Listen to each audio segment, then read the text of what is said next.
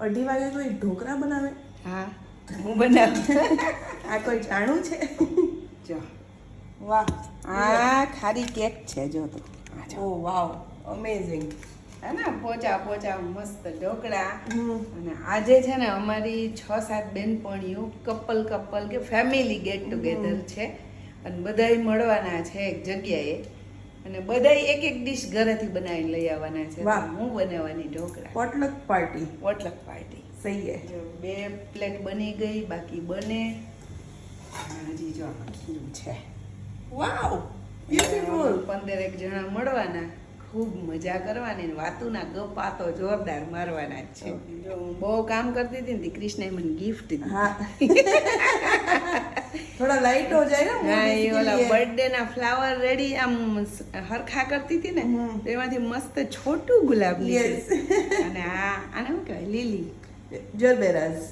લીલી નહીં, આપણી ઓલી ડેઝી. પ્લેન ભાષામાં ચલો ડેઝી કહી દો. ગુલાબી ફૂલ. પણ બહુ મસ્ત છે. Thank you Krish. Finally dhokla ready થઈ ગયા અને હવે થઈ જઈએ અમે રેડી.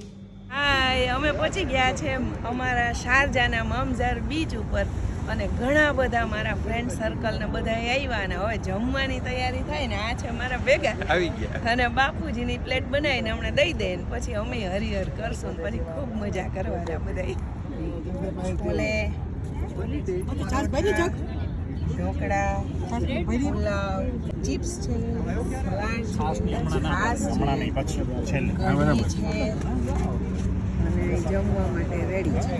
હાવ બીચ ને કાંઠે બેઠા બધા અને હજી ગરમી ધીમે ધીમે ચાલુ થાય છે એટલે વાંધો નથી. અત્યારે એટલી બધી ગરમી નથી તો મોજ છે. થાળી રેડી કરી લીધી, હવે હરિહર કરશું. એકદમ મસ્ત કેક કટિંગ થાય છે અને કોમલ છે ને એના ઘરે બનાવે. ભાઈ આ કઈ કેક કહેવાય? આટા જેગરી કેક.